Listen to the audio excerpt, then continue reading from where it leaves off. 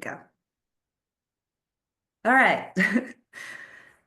Hi, everybody. Thank you for joining the May 14th ICG meeting. And this meeting's being recorded. If you have any technical difficulties, please let me know in the chat.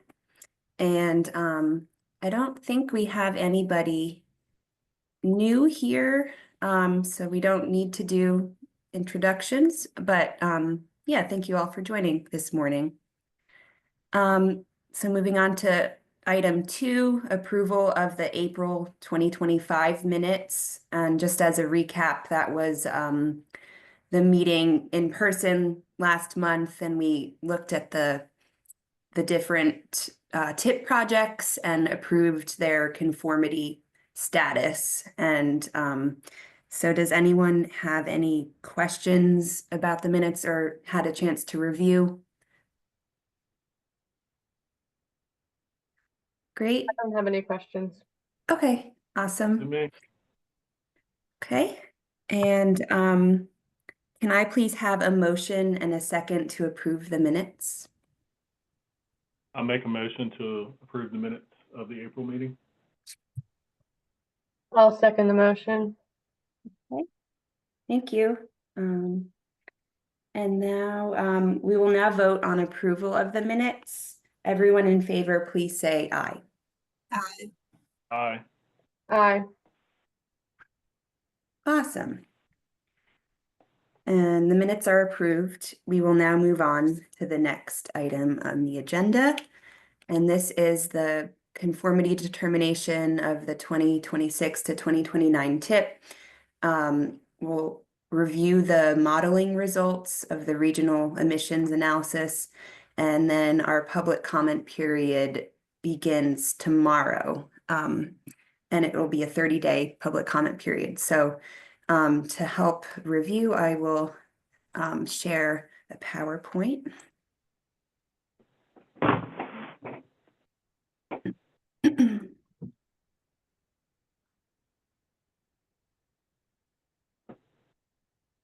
All right, can everybody see that? Yep. Okay.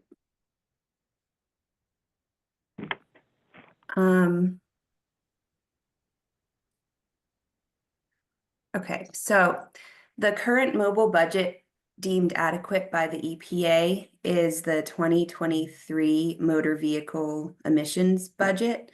And it's shown in this table here. And this budget was used for the VOCs and the NOx emissions for the 4 different horizon years, 2026, 2035, 2045, and 2050, using EPA's MOVES 3 model. And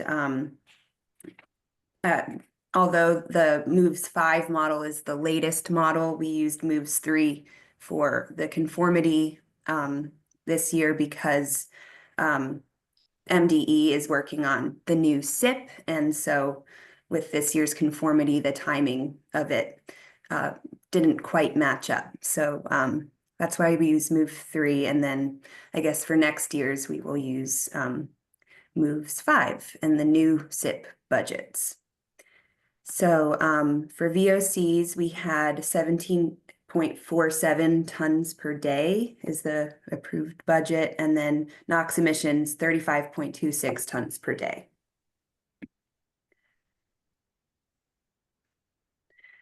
The overall summary here, so even with it, there's an increase of VMT over the test horizon years, there's a decrease in projected emissions. And it's a similar trend that what we've seen over the past couple of years too. And so 2026 NOx emissions 16.62 tons per day, and VOC emissions was 12.77 tons per day. And these numbers were determined by both BMC and MDE doing the modeling, and then MDE's numbers were the official results here. And there wasn't much of a difference. There was just like some rounding errors in the numbers between BMC and MDE, so we were able to bring over the numbers and without any issue, because there was the amount of difference was very like negligible. So this is a overview, and just each emission, to take a further look at it. This is the NOx emissions, so 2026, just a comparison with the conformity budget. So you can see that all 4 years are well under the conformity budget, the 2023 motor vehicle emission budget. And as a result, everything has passed because it's below the budget. And for the VOC emissions, the conformity budget was 17.47 tons per day. And again, all 4 horizon years have a budget emission result below the budget. So it's all good news here. And yeah, I think that's all I had on the slide. So does anybody have any questions or want to look at something further?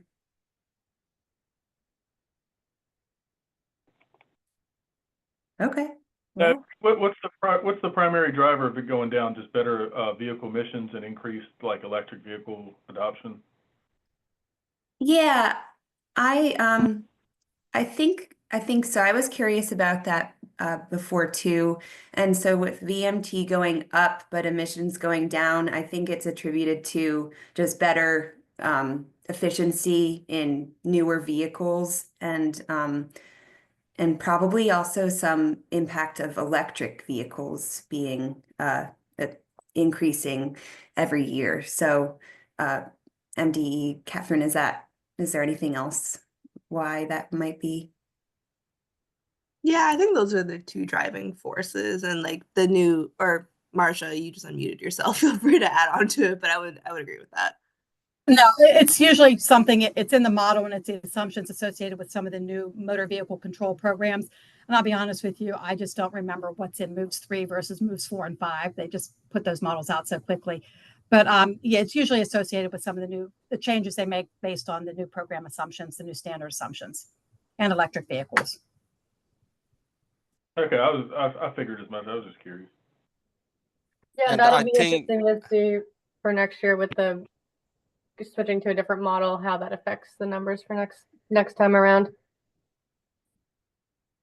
Yeah, it should be interesting.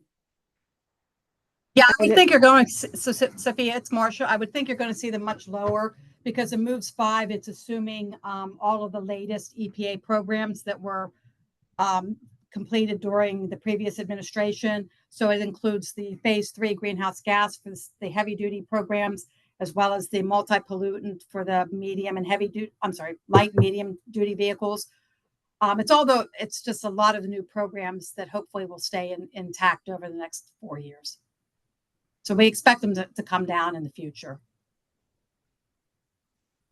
All right, sounds good. Okay.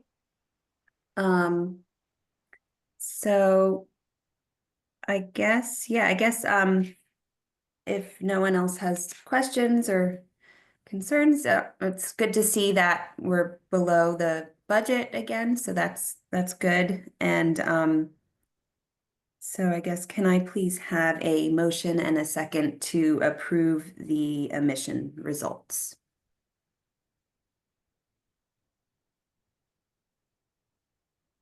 I'll make a motion to approve. I'll second.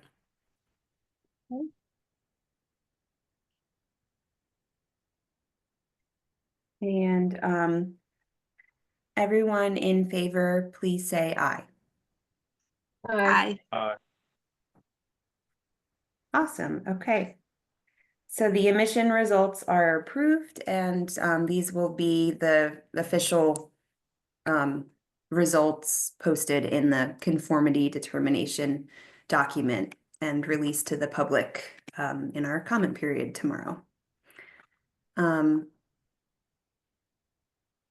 will now, I think the next item on our agenda is to go over TIP amendments from the 2025 to 2028 TIP.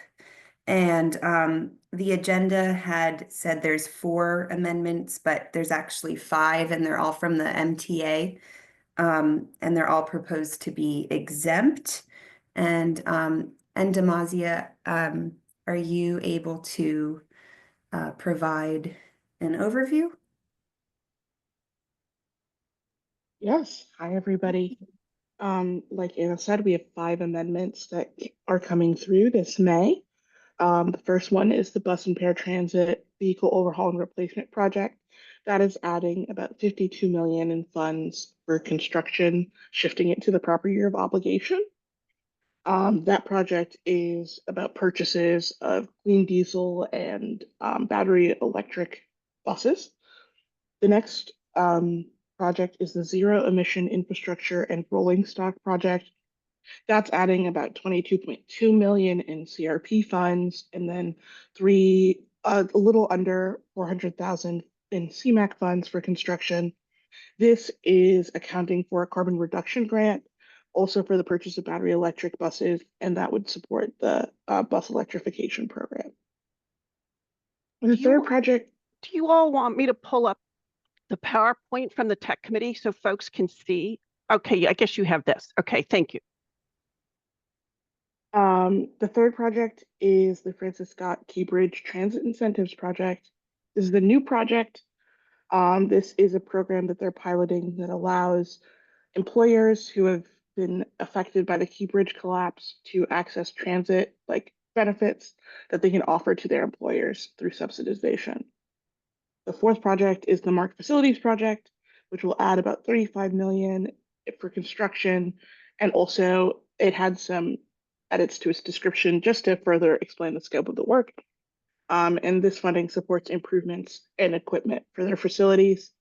And then finally, the Urban Transit Systems Operating Assistance Project is helping with the Aberdeen Bel Air, North Bel Air urbanized area to help just operations.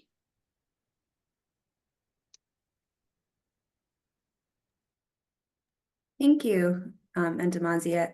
And the conformity determination based on the conformity rule, section 93.126, I try to look for reasons why it would be exempt. So a lot of them were regarding transit and upgrades to new buses, or renovation of transit buildings, or if it was a feasibility study or technical study, and operating assistance. So all of those fall under the exempt category in the conformity rule. So yeah, so that's just some reasoning behind all of these. Does anybody have any questions about any of them?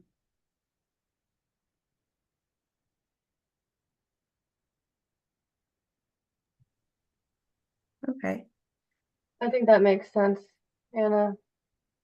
And I will just point out that this item C, I think the third project, I think I had in previous meetings provided some updates that was in the works.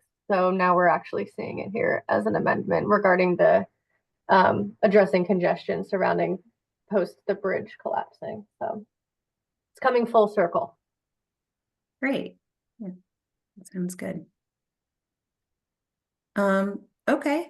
And I believe these were all presented at the technical committee meeting, which was last Tuesday, May 6th.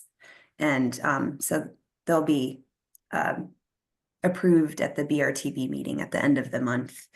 But for now, for the conformity status of the 5 May amendments, can I please have a motion and a second to approve the conformity status? I'll make a I'll make a motion. motion. Oh, go ahead. Sorry, I'll make a motion.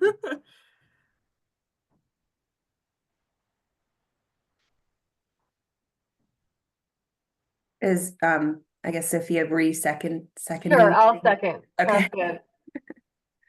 Okay, thank you. And then all in favor of the conformity status of these amendments, please say aye. Aye. Aye. Wonderful. The conformity status is approved. The next item on our agenda is the member updates, and we'll just go down the list. If you have anything to add, feel free. So I'll start with Brian. Sure, we had the elected official BRTB meeting, and they approved the 26-27 UPWP, which is the operating kind of transportation budget for the year. And Secretary Weidefeld provided an update on the CTP, Consolidated Transportation Program, including information about the Port of Baltimore, which seems to have rebounded after the bridge collapse, and I guess tariff stuff hasn't hit it too hard yet. Mhm. Thank you. Catherine or Marcia, do you have any updates for MDE? From planning, I don't know if I have much other than we're still working on our SIP, and I think we're on track, so just chugging along. Marcia, any updates from mobile? Nothing this month. Thank you. Great. Sophia, any MDOT updates? I was gonna say that I don't think I have anything this month, but I will just add that CRP, which we actually just talked about in some of these tip amendments, the carbon reduction program. Right now, round 2 of that program is underway in the process of project selection. So I think MDOT is at the stage of meeting with the different MPOs to go through that process. So I'm not sure, I'm not directly involved in that project too much to know the exact timeline of when projects will get selected for funding and all that, but it is underway with round 2 of that program. Great, yeah, thank you. The BRTB BMC staff, we're reviewing the Baltimore region ones. So it's nice to see that funding available. Yep, okay, good, sounds good. I think Jasmine, I saw you on. Do you have any FHWA updates? Morning. I believe right now the only thing I have is I'm currently jointly reviewing the MDOT STIP with FTA. So hopefully we'll have the new STIP approved soon, but that's about it. Okay, thank you. And I didn't see EPA or FTA on today. So I guess moving on to our last item, which is just in case anyone had anything else to add before we close the meeting. Is there anything else? Okay. Nope. Okay. So our next scheduled meeting is for June 4th. I know in years past, that's in 3 weeks from today because this meeting got pushed back a week. And I think last year we might have canceled the June meeting. So I can work with Regina and Todd to see if that meeting is needed. But if you all have anything you'd like to add, we can meet. Otherwise, maybe we can reconvene at the July in-person meeting for the joint meeting with the technical committee. So yeah, I'll let you all know if we need to meet or not for June 4th. That would be a virtual meeting if we did meet. Sounds good. Okay. And yeah, I think that's it. So thank you all for joining today. And I can send a link to our public comment period and the draft tip and conformity determination when that is posted tomorrow when that's released. So yeah, thank you all. And I hope you all have a good rest of your day. Thank you, Anna. You too. Thanks, Anna.